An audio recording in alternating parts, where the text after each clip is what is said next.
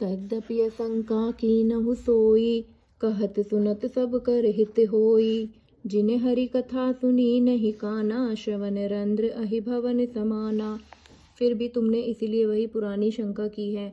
इस प्रसंग के कहने सुनने से सबका कल्याण होगा। जिन्होंने अपने कानों से भगवान की कथा नहीं सुनी, उनके कानों के छिद्र सांप के बिल के समान है।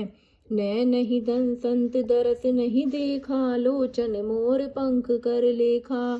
ते सिर कटु तुम्बरि समरू तूला, जेना नमत हरि गुर पद मूला। जिन्होंने अपने नेत्रों से संतों के दर्शन नहीं किए, उनके वे नेत्र मोर के पंखों पर दिखने वाली नकली आंखों की गिनती में हैं। वे सिर कड़वी तुम्बी के समान हैं, जो श्री हरि और गुरु के चरण तल पर नहीं झुकते। जिन्हें हरि भक्ति हृदय नहीं आनी, जीवत सब समान तोई प्राणी। जो नहीं करई राम गुण गाना, जीने जो सो दादुर जिय समाना। जिन्होंने भगवान की भक्ति को अपने हृदय में स्थान नहीं दिया, वे प्राणी जीते हुए भी मुर्दे के समान हैं। जो जीव श्री रामचंद्र जी के गुणों का गान नहीं करती, वह मेंढक की जीभ के समान है। कुली सी कठोर निठुर सोई छाती, सुनी हरि चरित न जो हर्षाति। गिरिजा सुनहु राम के लीला, सुरहित धनुज विमोहन तीला। वह हृदय वज्र के समान कड़ा और निष्ठुर है, जो भगवान के चरित्र सुनकर हर्षित नहीं होता है। हे पार्वती, श्री रामचंद्र जी की लीला सुनो। यह देवताओं का कल्याण करने वाली और दैत्यों को विशेष रूप से मोहित करने वाली है। राम कथा सुर धेनु सम, सेवत सब सुखदानी। सत समाज सुर लोक सब, को ना सुनयस जानी। श्री रामचंद्र जी की कथा कामधेनु के समान सेवा करने से सब सुखों को देने वाली है, और सत्पुरुषों के समाज ही सब देवलोकों के लोग हैं। ऐसा जानकर इसे कौन न सुनेगा। राम कथा सुंदर करतारी, संशय बिहग उड़ाव निहारी। राम कथा कलि बिटप कुठारी, सादर सुनु गिरिराज कुमारी। श्री रामचरित्र जी की कथा हाथ की सुंदर ताली है, जो संदेह रूपी पक्षियों को उड़ा देती है। फिर राम कथा कलयुग रूपी वृक्ष को काटने के लिए कुल्हाड़ी है। जो गिरिराज कुमारी, तुम इसे आदर पूर्वक सुनो। राम नाम गुण चरित सुहाए, जन्म कर्म अगिनत श्रुति गाए। जथा अनंत राम भगवाना, तथा कथा कीरति गुण नाना। वेदों ने श्री रामचंद्र जी के सुंदर नाम, गुण, चरित्र, जन्म और कर्म सभी अनगिनत कहे हैं। जिस प्रकार भगवान श्री रामचंद्र जी अनंत हैं, उसी तरह उनकी तथा कीर्ति और कथा कीर्ति और गुण भी अनंत हैं। तद्यपि जथा श्रुत जसी मति मोरी, कहूँ देखी प्रीति अति तोरी। उमा प्रसन्न तब सहज सुहाई, सुखद संत सम्मत मोहि भाई।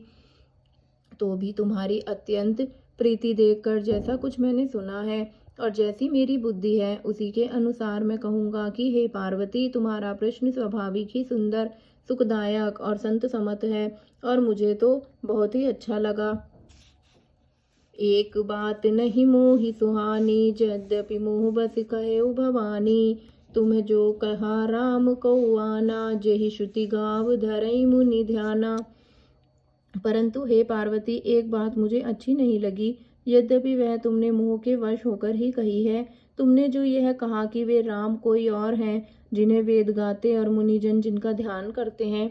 कहें सुनहि अस अधम नर, ग्रसजे मोह पिसाच। पाषंडी हरिपद विमुख, जानहि झूठ न साच। जो मोह रूपी पिशाच के द्वारा ग्रस्त है, पाखंडी है, भगवान के चरणों में विमुख है, और जो झूठ सच कुछ भी नहीं जानते, ऐसे अधम मनुष्य ही इस तरह कहते सुनते हैं। आज्ञा अकोविद अंध अभागी, कोई विषय मुकुर मन लागी।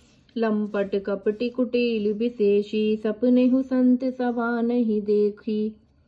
जो अज्ञानी, मूर्ख, अंधे और भाग्यहीन है, और जिनके मन रूपी दर्पण पर विश्व रूपी कोई जमी हुई है, जो व्यभिचारी, छली और बड़े कुटिल हैं, और जिन्होंने कभी स्वप्न में भी संत समाज के दर्शन नहीं किए। कहें ते वेद असमंत भवा बानी, जिनके जूझ लाभ नहीं हानि। मुकुर मलिन अरुनयन बहीना, राम रूप देखई किमि दीना। और जिन्होंने अपनी लाभ हानि नहीं सूझती, वे ही ऐसी वेद विरुद्ध बातें कहते हैं। जिनकी हृदय रूपी दर्पण मैला है और जो नेत्रों से हीन है, वे बेचारे श्री रामचंद्र जी को कैसे देखें। जिनके अगुण न सगुण विवेका, जल पहि कल्पित बचन अनेका। हरि माया बस जगत भ्रमाही, तिन्हि कहत कछु अघटित नाही। जिनको निर्गुण सगुण का भी कुछ विवेक नहीं है, जो अनेक मनगढ़ंत बातें वक्ता करते हैं, हे श्री हरि की माया के वश में होकर जगत में जन्म मृत्यु के चक्र में भ्रमते फिरते हैं, उनके लिए कुछ भी कह डालना असंभव नहीं है। जय जय सीताराम।